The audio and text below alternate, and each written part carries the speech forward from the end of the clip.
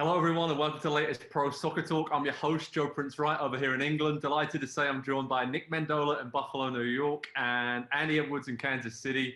Gents, always a pleasure. My favorite time of the week each week to talk with you guys about everything going on in the soccer world. Nick Mendola, what did you enjoy over the last week since we last spoke? I know we got a busy time with the international break and FA Cup games, Champions League. It's all going on, right? So there's a lot to pick from. Well, obviously, I loved the Rabona goal, but I'm going to have to move away from the Premier League just because it's a dark time to be a supporter of a certain club. And I'm just going to say, I love when big names get brought up in the news because of things they do. And Lionel Messi scoring twice while matching, I think was it Xavi or Iniesta's record for appearances? Like, oh man, that's my golden era. Like that time was my favorite time to watch a team. So I love that we have Messi. I love that we got a few years left of him, and that was probably the highlight of my weekend. Andy, what about you, mate? I appreciate that Eric Lamela is still out there trying to come good on the Gareth Bale money spent 8 years ago now, and scoring just goal of the season. I think back-to-back goals of the season have to go to Tottenham after Son Heung-min last season against Burnley. But other than that, Manchester City hitting their stride now, and we're going to talk about them this week. They've done it defensively all season. It's been workmanlike. It's not been the most exciting to watch. 5-2 and 3-0 since we last recorded one of these videos. They're putting both ends of the field together now. Look out for them. That's right. And I'm not going to be harsh, but say that the Puskas Trophy is the only one Tottenham players are going to get their hands on over the last few seasons. So I had to say it. Sorry, I could have butted in there, but I had to let you finish. But yeah, I really enjoyed the North London derby and seeing Arsenal kind of step up. It seemed like that was almost a coming-of-age game for Martin Odegaard and Emile Smith-Rowe, and even Saka, who's been their star all season, came obviously off at half-time with an injury, and Aubameyang obviously didn't play at all in that situation, so a lot of drama there, but the youngsters stepped up for the Gunners, and they played like they were a big team against Tottenham, where Andy, I'm pretty sure the opposite wasn't true, and Spurs are a bit negative, but I honestly can't blame Mourinho for that one. He seemed pretty upset after the game that his team didn't attack as they had been, and the players, for whatever reason, kind of just froze or maybe ran out of steam after their good run recently. But yeah, it was a really good North London derby, and they've delivered in recent seasons some good drama. So I enjoyed that. A lot to look forward to enjoy this weekend, and I'm going to look forward to having a beer with you boys now. So cheers to you transatlantically. We are ready for Pro Soccer Talk this week, as we have our weekly beer. And let's focus on the first big topic we have this week, lads. It's a big one. We're going to re-enter this conversation, revisit it. We've done it a few times over the season so far. Who is the Premier League player of the season? And who are in the top five kind of discussion? Are there five players who have separated themselves? Let's have a go at ranking them. But overall, I mean, who are the contenders for the player of the season? I think one player jumps out to us all. Nick, I'm going to start with you, but we can all probably say the same player, right? That's head and shoulders above the rest. Yeah, to me, it's the Harry Kane show, and everyone else is just kind of hanging out. And I've noticed, even watching Son in recent weeks, who was so great with him at the start of the season, is still a very, very, very good player. Don't get me wrong. I mean, Kane drives that bus, and some of the passes he's hit this year in reaching his career best by far for assists, and I think he did that in like December. He had already done that. It's just so much admiration for him, and I love it. I think there's a special place in soccer lore designed for English guys who get a lot of hype and then keep delivering, because it's a huge weight. It's like, I don't know, playing for the Maple Leafs in the NHL or the New York Giants or Dallas Cowboys in the NFL. Being an English star and getting hype at a young age, it's a huge weight. And I just think he's been absolutely phenomenal. And you hear, what was it? The Zagreb manager, right? Basically saying he is a master of the game. It's admired from every angle now. And his numbers are ridiculous. There's no talking about. I mean, 16 goals, 13 assists. Andy, that's insane, isn't it? Yeah, the case is made for him. So actually, I am curious about something that Nick said there, the expectation of Kane. And so, Joe, I'll ask you this. How is he, I guess, viewed and covered by the English media there? because it feels, and tell me if I'm wrong on this, but it feels very different than how, say, Wayne Rooney was covered through the peak of his career. The Lampard and Gerrard kind of duo in the mid. It doesn't seem like there's the same kind of, I don't know, obsession is maybe more the right word, with covering Harry Kane and trying to almost bring him down the way that they have done with English superstars in the past. Yeah, that's a great point. And I honestly think, and this is no disrespect to Tottenham, but I think it's because he's at Tottenham and not Manchester United and a few other big clubs, Gerrard at Liverpool, Lampard at Chelsea. I think that helps him out a lot. And I just think he's a likable guy. I think off the pitch, he never really seems too full of himself. Not that the other guys really were too much, but they had a bit more of an aura about them maybe off the pitch. But I think Kane is just, in England, you could maybe bump into him down the pub or down the fish and chip shop, and he's just, it's that lad Harry from round the corner who bangs in 50 goals a season, and he's just a man of the people kind of vibe. So maybe that helps him out. I don't think it's forced. I think it's very natural with him, and he can do no wrong in the eyes of Tottenham fans and England fans, and it's obviously a big summer for England coming up and a big few years. So as Nick said earlier, a lot of weight of expectation on his shoulders, but he just keeps delivering. And interestingly, the links to a lot of teams have kind of stopped, right? Like Man City, Real Madrid, or Man United. He's not getting linked anymore. So I feel like Tottenham fans will be happy with that. Yeah, let me jump in on that. I find that interesting, because if you look at what he's doing this season and you look at where Tottenham are in the table, you don't really have to look far or try hard to make a case that arguably the best season of his career is being wasted right now. And it is flat out to finish mid-table and probably not even qualify for Europa League through their finishing place in the Premier League. And he's having this kind of season where we don't even have to have a discussion about who's player of the season. If there is ever a time for him personally that he needs to potentially, and I'm not saying do it, but look at moving on from Spurs, this summer seems like it would be the right time, because if Mourinho is going to stick around next season, it's not getting better before it gets worse. Third season next season for Mourinho, we know what happens then. Get out while you can, maybe, and get to like a Manchester City, who need a striker, who have the money, one of the few clubs in the world that do, because of the pandemic. I don't know, if ever there's a time for him personally, probably should consider it.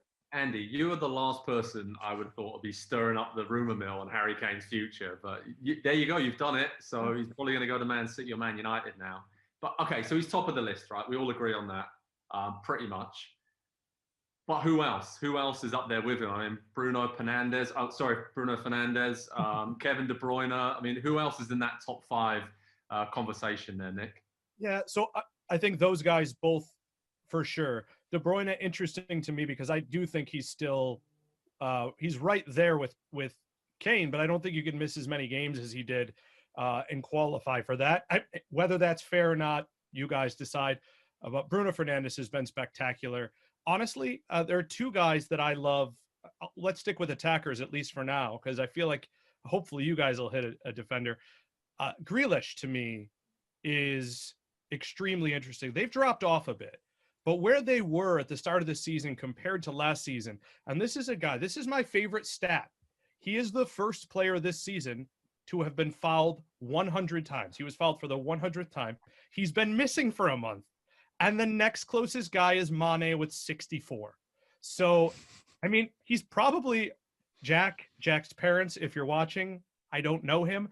Maybe he's a jerk. Maybe guys just want to chop at him. But it's amazing how he's clearly the focus. And yet when we talk about key passes leading to a shot, it's just him, De Bruyne, Fernandes, a name you'd be surprised with, Mason Mount, and then everybody else. So despite missing significant time, I don't know that you could argue, especially watching Villa the last month, that anyone's in his ballpark of importance on that team. That's true. Andy, I'm looking at other guys. Obviously, there's been peaks and troughs throughout the season. Some players have started off well, like Heung-min Son. Mohamed Salah has kind of just been popping in and out. He's had a couple of good games. He's scored a lot of goals. I mean, he's leading the Premier League in goals at 17, which is kind of bizarre to me. It's kind of gone under the radar. We've had Ilkay Gundogan, who was brilliant in Man City's surge just after the festive period. But Nick alluded to it there. There's a couple of defenders, John Stones and Ruben Diaz. Is there a sort of conversation to be had that one or both of those guys should be in the top 4 or 5 players of the season, because that defensive partnership, that's won Man City the title, essentially. Yeah, I mean, it feels like a collective thing with Manchester City, and so it's kind of the team success where it's such a. I mean, there's I guess you could say center forward is the only question mark in the squad, but there's no holes in that squad, and so it's hard unless you have someone typically in the attacking half that is just completely transcending everyone else in the league to say, oh, that is the player right there. But I think Ruben Diaz probably would be the one because he's been ever present this season. Laporta has been out, in and out of the team. John Stones is back into the team, but he has been the constant there no matter who was alongside him. It was Fernandinho for a time, and he's just made it work, and he's been absolutely exceptional. To go back to Bruno Fernandes really quick, if you take out the penalties, half of his goals are gone. 8 of them this season. 8 of them from the penalty spot this season is absolutely incredible. He's still got 10 assists, so a good season from him. And I think Mo Salah is 3 or 4 Sadio Mane chances put away from being right there on the same level with Kane this season, because the assist numbers aren't there for him. But he is just very quietly, for a team that's been pretty poor by their standards, scored a ton of goals, as you say, Joe. And it's an under the radar, really good season from Mo Salah this season. Well, he's playing for a move, right? That's probably what it's all about. Where does he go? I think where can he go that is a step up from Liverpool and what they did the last couple of years, though?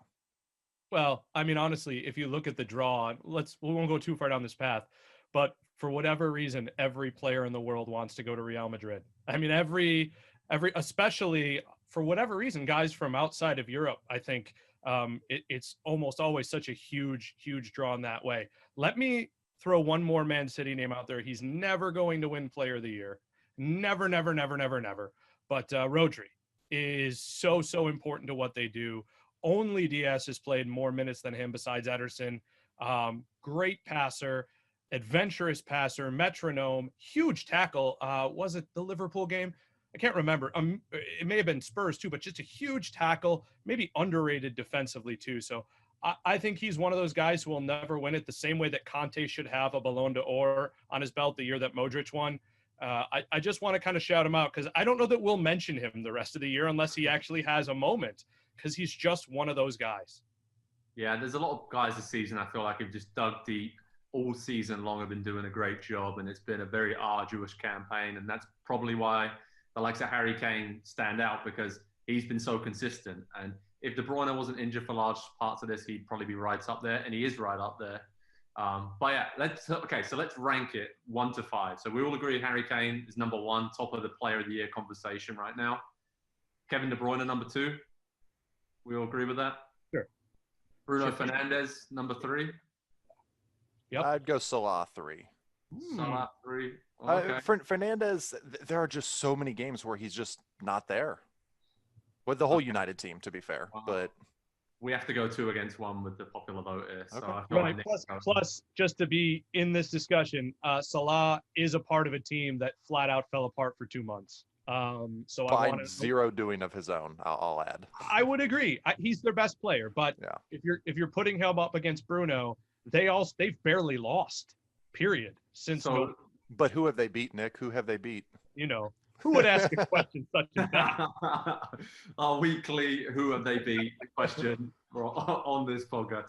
Okay, so 1, 2, 3 is Kane, De Bruyne, and Bruno Fernandes. I'm probably going to go with Ruben Diaz at number 4, considering how important that's been to Man City's title. Wow, let's champions elect, shall we say? Yeah. And at 5, it's honestly a toss-up between Jack Grealish, Salah, Gundogan, Stones. I mean, who we go with number 5 there? Are we going to let Andy have Salah, or are we going to go with Grealish? Oh, Salah's, that's right. He's still in the discussion. I'm interested in Salah. I would have, if you let me know where Spurs finish, I think I would put Son here. But I can't have 2. I'd rather have Gundogan here if Spurs finish 8th. So I don't know. That's tough. That's really tough. Andy, Salah 5. You happy with that? Yeah, Salah 5 there. And let me just point out, by the way, Harry Kane, 26 games played this season. He's only missed 2 games, and Jose Mourinho has them where they are on the table. There you go. So our top 5 in terms of the Premier League player of the season so far, there's still a while to go, lads. We're going to keep this conversation going, but the top 5 is, of course, Harry Kane, Kevin De Bruyne, Bruno Fernandes, and then we said Ruben Diaz at 4 and Mohamed Salah at 5. So interested to see your comments in the comments section, everyone. I'm sure you all agree 100% with that 5, and we will revisit this conversation in the weeks and months to come, but not too long left now. So it's nearly award season, boys, and that is a early kind of preview of what's ahead. But we'll keep you updated on Pro Soccer Talk and NBCSports.com analysis, weekly player power rankings, and reaction posts on that battle. All right, next big topic, and I know this is one people in the US are very excited about. Yunus Musah. How big of a deal is it that he's committed his international future to the USA over England? Nick Mendola, what's your initial thought on this? How good is Yunus Musah, and is he kind of going to be a star for the US for the next decade and a generational talent? Wow. Yes. That is heavy. The question started, and I was like, all right, I'm ready. And Yeah. I'm sorry, who's the American or the non-American here that's hyping up American youngsters like that? No, it's our job. Back off. Here's what I'd say. I would say he is going to be an immense player in CONCACAF, even with Jamaica adding everything they are. That said, I have no idea what to make. He had 2 really fun games against nobody, right? I mean, with all due respect, they were kind of B-ish teams, right? Like they weren't the full-fledged, full-force teams. So that said, I'm very excited. He captained England. Is he the midfielder that we saw with the U.S.?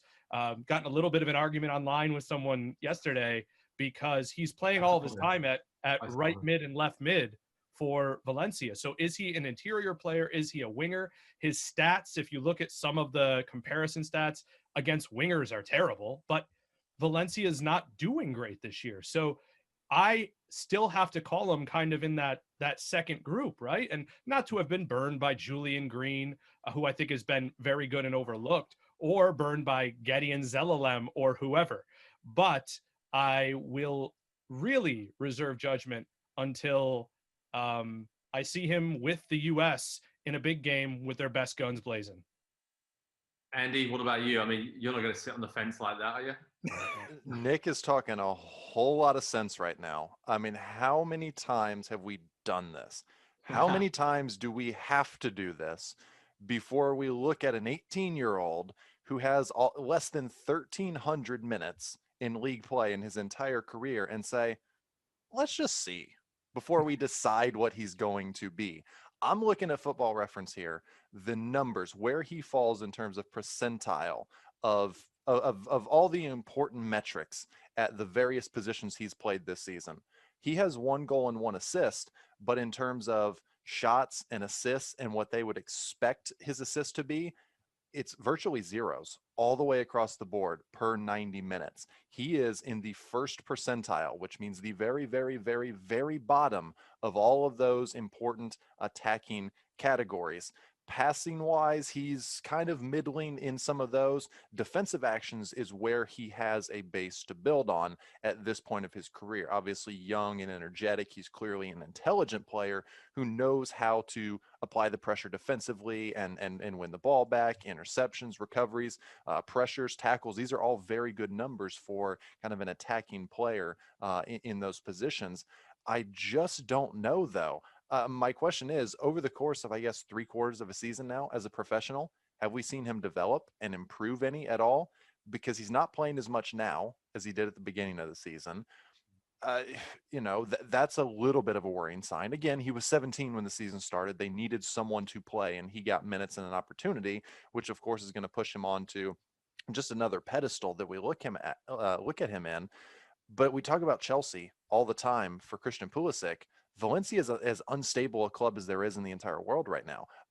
As an environment goes, I don't know that that's the best place for him to be. I have questions, and I would like to see a little bit more evidence on paper on the field before I say he's going to be this good, or he can be a generational talent. Yeah, I kind of set you guys up there, but I'm not bitter. We're not taking the bait. We're not taking it. Yeah, as an Englishman losing him to the US, it's fine because there's about 10 or 12 other decent attacking midfielders that England have maybe ahead of him. So I think it's a smart decision from his point of view. I really do think that, because he's going to play a lot on the international stage. You brought it up there. Where's his best position? Is it out wide? Is it centrally? We saw him in those games against Wales and Panama and kind of lining up in the midfield three, but then can play out on the right. Is it the US can line up in a 4-2-3-1 or a 4-3-3? I think it'd be quite flexible. And Greg Berhalter said it, when it was announced. He's a player for now, but he's a player for the future as well. So there's a lot of potential there. And shout out to Greg Berhalter. I saw someone on Twitter say, he's recruiting at SEC level in terms of getting players in Sergino Dest. And there's talk of having coaches on the ground in Valencia just to, whisper into Yunus Musah's ear to get him on board.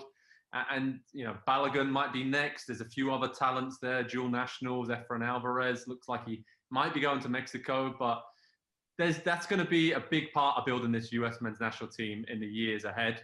And obviously this is a big move for the US. But Nick, the golden generation, that conversation, do we feel like we're there yet? Because when you look at the starting 11 that the US could have, this is the best pool of talent they've ever had, right? At this young of an age, playing at top European teams. Yeah, and listen, Joe, I apologize that you only have Gareth, the English Berhalter, Southgate coaching your team, but and I'm kidding. I gotta get my waistcoat out. Yeah, you got to do that. But here's what I don't know with the U.S. First of all, do I think it's a golden generation? Obviously, time will bear that out, but I think it has every single opportunity beyond that, especially given where we're starting from. The development in this country is off the charts. Where MLS has come in 25, 26 years is insane, and goes to kind of the richness of this country, both in population and in money. That said, what I don't know when we start to talk about golden generation is kind of exactly what we've been beating around the bush with Musah, which is when Weston McKennie was at Schalke and David Wagner was putting him at center mid and right back and center forward. Josh Sargent's playing center forward in a team that just asks him basically to run as hard as he can at the back line, willy-nilly, often as the only forward, at least last year. Sergino Dest, we are now seeing him at Barcelona become more of a wing back, but we didn't know what to make with him. So when I look at Musah and players like that, I think even to Tyler Adams, who's playing right mid right now in this sort of weird Nagelsmann 3-1-4-2. And there was an interview with Adams a couple of months ago where he talked about where he lines up and how Nagelsmann's system, which is why I would love to see him at Spurs or something like that, is about having players move all over the pitch. So I start at right mid, but for every player on the outside, there's a period in the game that Nagelsmann expects us to come inside and run 10 minutes of the attack. So I want to see these guys in Berhalter's system, and he's now given himself the ingredients to make a great meal. And I'm hoping to feast. Andy, yeah, I'm sorry, that's hilarious. Andy, they're playing Jamaica and Northern Ireland coming up, which we'll have you covered on Pro Soccer Talk at NBCSports.com, all the angles from that. But is this roster about getting the best talent in the roster and then figuring out the formation and how they're going to play? Like Nick said, is it about just getting the best players on the pitch and then trying to figure it all out? Or do you need to have specialists? Because Musah's one of these players that can play in a bunch of different roles. And he's not the only one. Like, that's kind of 24 months from now, the narrative around the U.S. men's national team, assuming that they have been to the World Cup, will either be that versatility was their greatest strength, and it's why they made a deep run into the tournament, or versatility and a lack of an identity and knowing players' best positions is why they went out in the group stage. We don't know which one it's going to be. I guess if I had to pick a semifinal run versus out in the group stage, I'd say probably out in the group stage, because it's a young group of players, the vast majority of which who have not been to a World Cup yet. And so they're still figuring out who they are as an individually and also collectively as well, when you consider what the last 12 months have been like and with the pandemic and the lack of time in international camp and time spent together and playing together and training together and getting to know each other further and just building a team identity over that time. It's been a real missed opportunity, but it's full of players who can play all over the field. And Nick did a great job of running down the list there. You can even throw Christian Pulisic into that mix, given the positions that he's played at Chelsea this season. They have the potential at their best during the prime years to be similar to kind of that Leipzig team, where they have a lot of players who are comfortable on the ball, who are comfortable without the ball, defending one-on-one, defending space. They have a lot of players who can do a lot of things. It's just about bringing it together now. And under 2 years until the World Cup, it's definitely time to start working out not just what the lineup or the formation is going to be, but partnerships. I want to see Weston McKennie and Tyler Adams building a partnership in midfield, and how those two understand the go forward and drop back when the other one goes, the other one stay. Just the nuances and the small details are what's going to be really important. That's what we have to start working on now, because we know who the stars are. We know who all the stars are. We can argue over roster places 18 through 23, but we know who's on the field for game number 1 in that World Cup, again, assuming that they're there. Nick, how important is it that these players play regularly now? We talk about Yunus Musah, hasn't been playing regularly at Valencia. Pulisic hasn't had much of a look in at Chelsea. Zach Steffen, I spoke to him recently, hasn't been playing regularly at Manchester City. There's a lot of players there, even Weston McKennie, for how well he's done at Juventus. He's often, the first man off the bench in a lot of games. Is that the next big step for this young US men's national team pool of players to play regularly? Well, it is. Of course, you want them to play regularly, but I did do some research into this, because we've been talking about the Pulisic story at Chelsea, which is going to dominate the conversation for probably as long as he's there, right? A year from now, if he's played 30 straight games and he sits out 3, it's going to be, here we go again.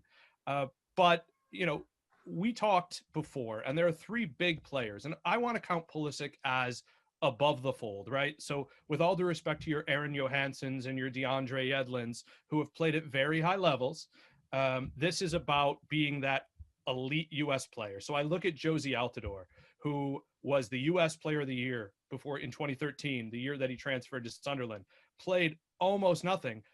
We don't really have a great comparison because he got hurt in the first game of the World Cup. But remember, he had just scored 2 goals against Nigeria, or a goal and an assist. I can't remember exactly. And look at this. We've got the forward in the prime of his career. Clint Dempsey, after winning Player of the Year, goes to Spurs. Now, he still played 43 games that year, by the way. And 12 goals and 7 assists is not a bad return. And what did he do in the World Cup? He scored against Belgium. He scored against Germany. He was great. And then Michael Bradley is the last name. And thanks to Andy for this, because I didn't even think to look it up. But the year he spent the second half of the season with Villa and played like 100 minutes, he played every minute of the Gold Cup, except 5, scored against Mexico in that 4-2 loss that cost his father his job, essentially. So I just think if it goes on for a couple of years, be worried. But when we're talking about those upper crust guys, they're going to be fine. Now, whether that works out for, I don't know, Josh Sargent's playing all the time. This is great. I can't think of an example where the guy's not playing a lot. They're going to be okay.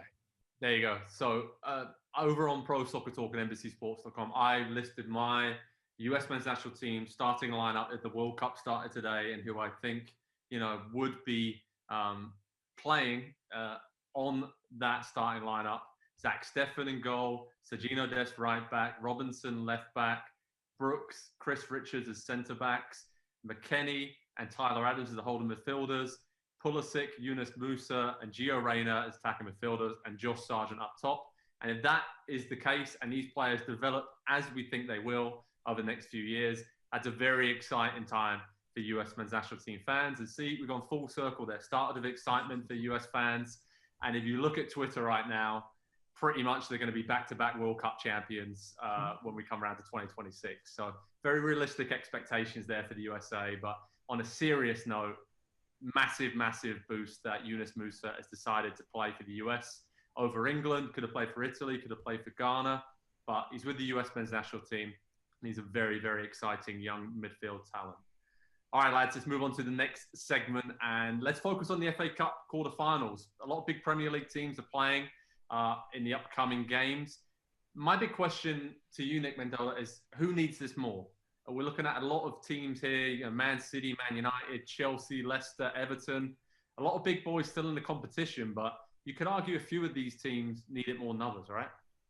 Yeah, and it also depends very much on where you think the mind frame of the owners of those teams are. So, the first thing I think when I look at this list is that you take Man City off, and you take Sheffield United, Bournemouth, and even Saints off because it's it's a Come it's a on. long haul. Wow, listen, no Oriol Romeo. How could anyone possibly survive without him? So I look at Chelsea, Man United, Leicester, and Everton. Those are the four I want to look at. Chelsea, I would normally say not them because Tuchel was just hired. He's got a great resume. But what's Roman thinking? How does he feel about all this? It's a defensive team. Loves So, yeah, I would say Solskjaer, as we've all discussed so many times in this. But Ed Woodward loves him. Everything's going to be fine. So then I get to Everton or Leicester, and who I choose is I think Everton needs it the most because they've invested a lot. Ancelotti has convinced them to keep investing. He's got them in a position where in any game, now they may lose to Burnley or get swept by Newcastle. By the way, think about that. But they can hang with anybody. They've given Man City problems. So I think for Ancelotti to hold that up going into next season when he'll want to be competing in Europe and a top four candidate, I'm going to go with them as needing it the most. Andy, do you agree with that? Because Everton have got Manchester City, so that's a very tough quarterfinal to get past. Yeah, I think I completely disagree with that, and it's a very simple reason why. You're right about Ancelotti getting Farhad Mashiri to spend in ways that he's not done. They've got the new stadium coming, et cetera, et cetera. Who will Everton ever get as their manager that is better than Carlo Ancelotti?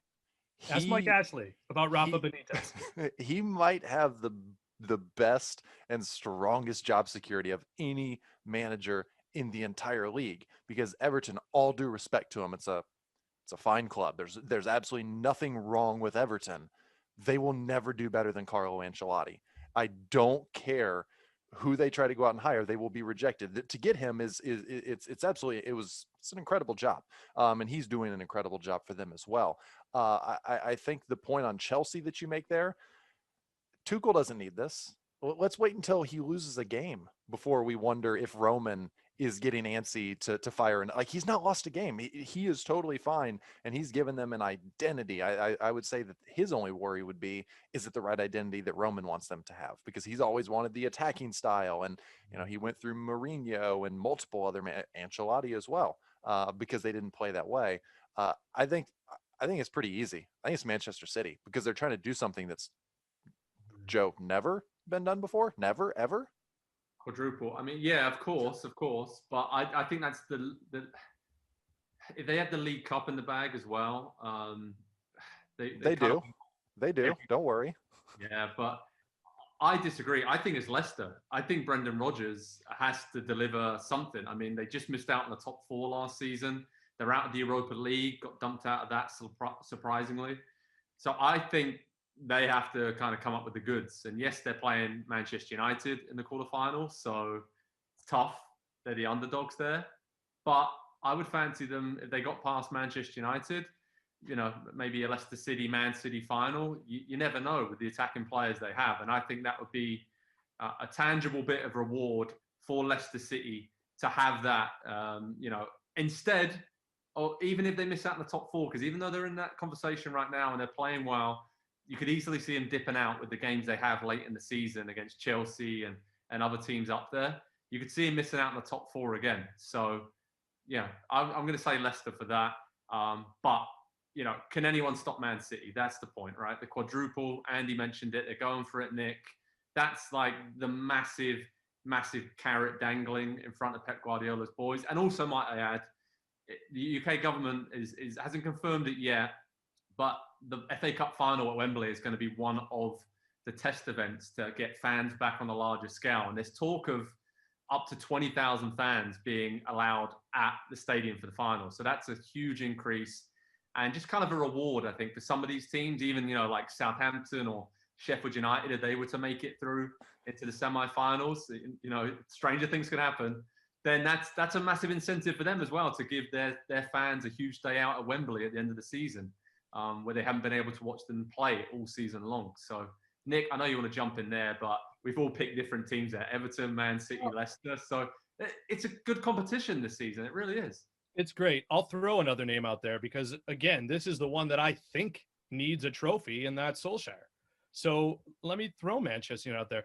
They, by Sunday at about 3:00, could be done with trophies for this year.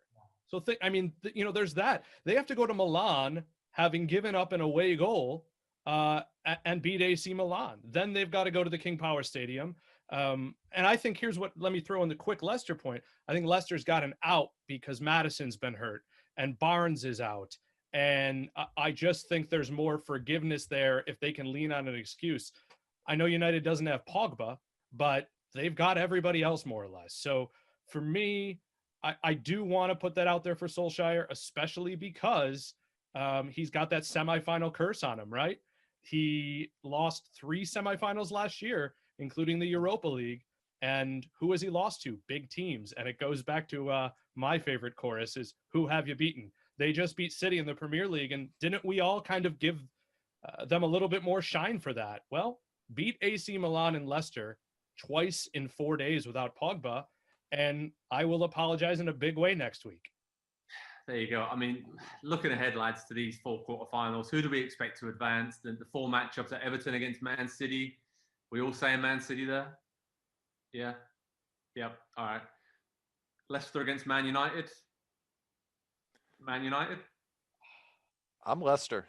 I'm going to go Leicester. Again, Man United's coming back from Italy. And I think that's a big ask. Okay. And then Chelsea, Sheffield United. Bless them. Probably Blades by 4. Blades by 4. Big day for George Baldock. First hat trick.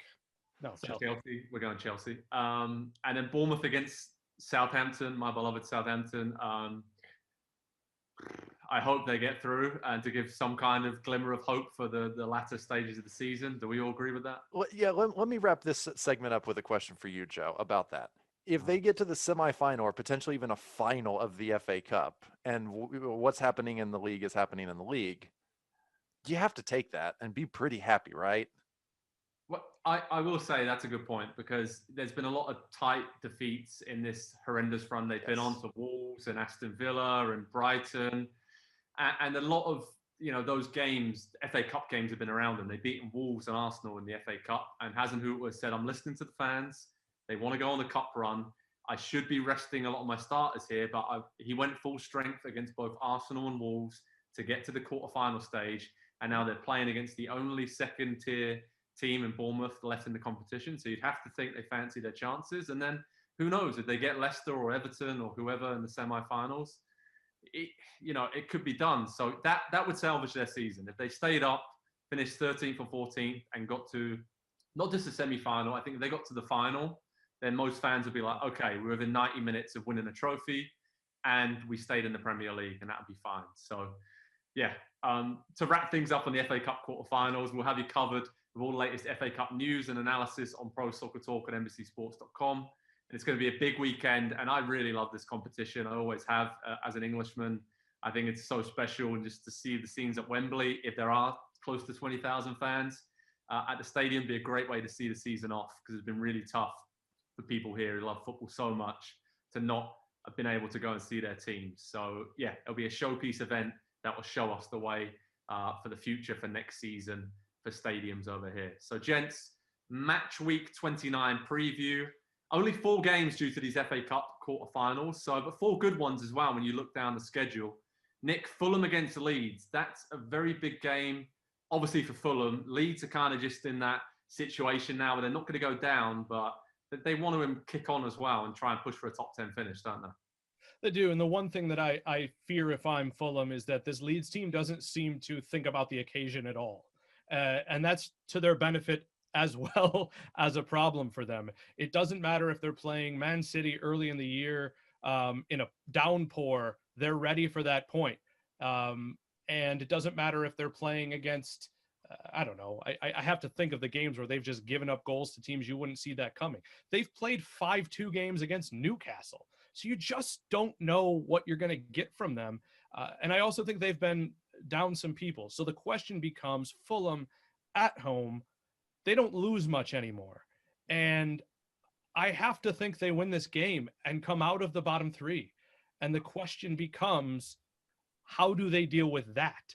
So for me, this is a big one for Fulham, but I'm more interested in how they react to this one almost as much as they do, because I expect them to win, and I think that says something about them.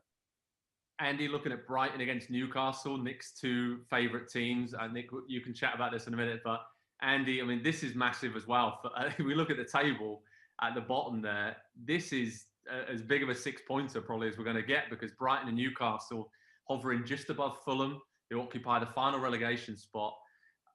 This is massive. Do you see a favourite here? Is it Brighton, the way, you know, they're playing and the big win they got against Southampton last time out? There are no favorites when we're talking about these teams. I don't care if they're playing each other. They're all underdogs. Like, no, it's. I appreciate the fact that Newcastle are where they are, and in their remaining fixtures, the 10 games that they have left, they have both Brighton one spot ahead of them and Fulham one spot below them on the final day.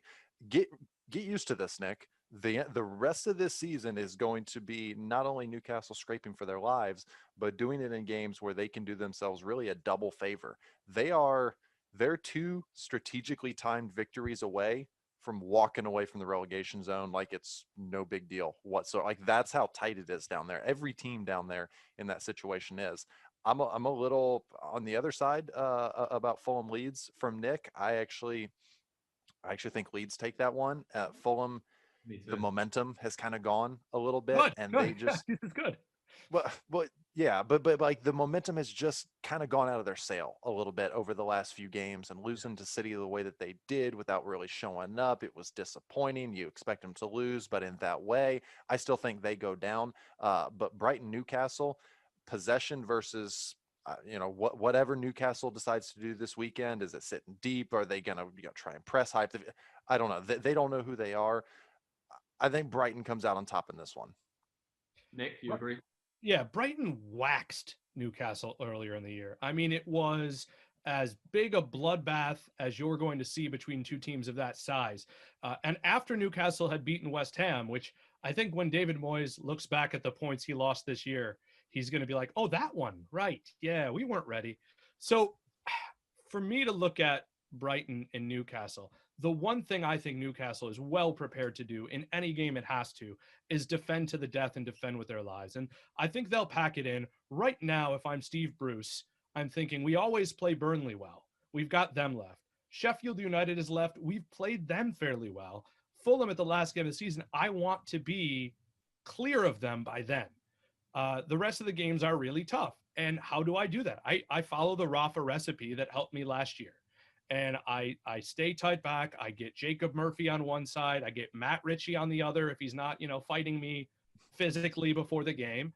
And I bomb forward, because here's the thing about this week and why they'll lose. Where are they going to score? Callum Wilson's still out. Almiron, I think, was a surprise return to training, if I saw that correctly, but he's still not going to be fit to start. Basically, you're hoping that Big John, Joe Shelby, fires a long ball to Andy Carroll or Dwight Gale. This Andy is the week that play. John Joe's shot goes in from 35. Right, this is the week. It. What year is this, Nick? This could have been like 10 years ago. They are a championship undefeated team. That's what they have. If this team goes down, St. Max is going to leave. And maybe John, maybe Lascelles, maybe Dubravka, but Karen Clark, Dwight Gale, Andy Carroll, 20-goal seasons, and they go back up undefeated. But they need a new boss. They need a new boss. There you go. Villa Tottenham is another big game this weekend. Jack Grealish might be back fit for Villa. That'll obviously be a massive boost. We've seen how much they've missed him in recent weeks. Tottenham, North London derby aside, they have been much better in recent weeks. And this seems to me like a game that sets up pretty well for Spurs in terms of, Bale, if he plays. Obviously, Son's injury status is a little bit up in the air after he came off against Arsenal. But this seems to me like a game set up for Harry Kane to grab a hat-trick and just, Andy, keep Spurs' top four hopes just about there or thereabouts. And talking about top four hopes, West Ham, Arsenal, the Hammers, looks like, as we thought, they might run out of steam a little bit. Still had a great season. They're still in the conversation for qualifying for the Europa League. And Arsenal, I mean, after that win against Tottenham in the North London derby, do they have momentum? I mean, it's difficult to say with them. I think Spurs and Arsenal now are just all in on the Europa League, trying to win that competition. Maybe we'll have a North London derby in the final of that competition, and that would be something to look forward to. But yeah, that's another big London derby, right, Andy? West Ham, Arsenal. That's quite a good clash of styles, but I can easily see that being 0-0 at the same time. Yeah, I'm with you on the latter there. And wouldn't it be, and this is not a dig, but wouldn't it be so Arsenal to beat Spurs so comprehensively over the weekend and then just lay an egg against West Ham on the weekend and completely give it back? Like, Spurs and Arsenal are one Spurs loss away from finding each other in the table once again. Like, they need each other so badly, because what's the point of one without the other? They do nothing on their own. They only exist to rival one another, to rile the other one up. And it's perfect that they're going to be battling for 9th to finish the season. I couldn't think of a better way for the season to end than Spurs and Arsenal final day, down to the final minutes of the final game, checking the scores elsewhere to see, are we in 9th or are we in 10th now? There you go. Heartwarming story from North London. I couldn't think of a better way to finish the episode this week, lads. So all that's left for me to say is head over to Pro Soccer Talk for the latest team news, stream links, previews, everything else you need for the Premier League action this weekend. Nick and Andy, a pleasure to join you as always. From over here in England to you guys in the US, take care, enjoy the action, and I'll speak to you both very soon. Cheers, lads. Hi there, I'm Rebecca Lowe. Make sure you subscribe to watch highlights all season long and join us at the weekend at 7 a.m. Eastern on NBCSN for Premier League mornings, and sign up for Peacock Premium, where you'll have access to 175 exclusive live games all season long.